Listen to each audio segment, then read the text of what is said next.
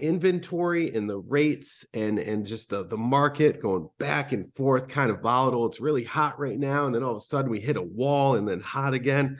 I'm curious to hear your take on this.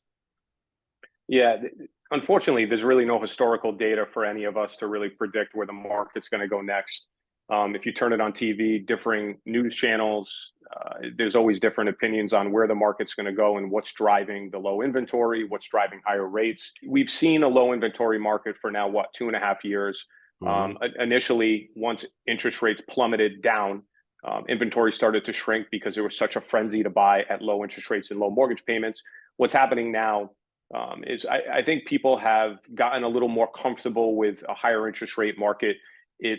It's really propelling them to make offers on properties now. There's sort of like a digestion period when interest rates go up. And we saw that over the last 8 to 10 months.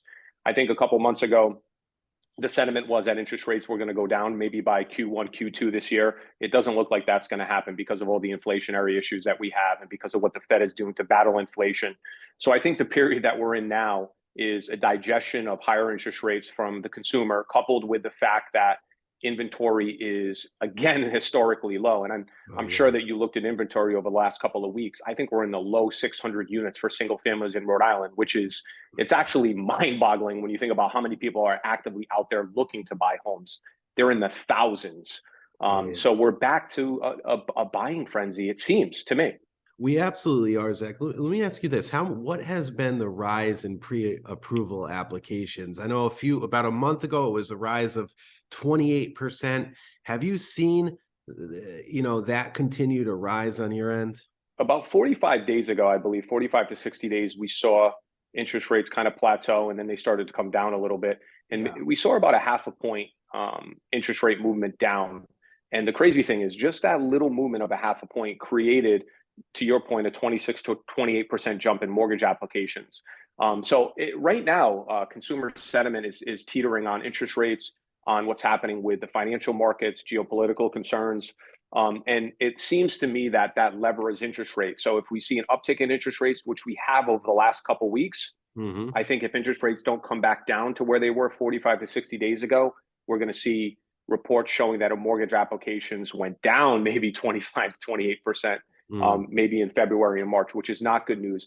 The issue is, no matter how many mortgage applications there are, whether they jump 10%, 20%, 30%, it doesn't solve the problem of low inventory. So, mortgage applications could jump 200%. But if there's still only 600 single-family homes listed in Rhode Island, it doesn't really matter short term because there's just not enough homes for people to buy. The rest of the country, for the most part, is seeing a decline in prices. Here in Rhode Island, we're seeing an uptick. And you brought the point in of our inventory, but also of the migration patterns of people coming here as they find it still opportunistic to purchase here in Rhode Island. Everything from second homes to investment properties. Rhode Island is still a hot spot as far as real estate. And I see that happening pretty much for the rest of the year unless interest rates take a huge tick up.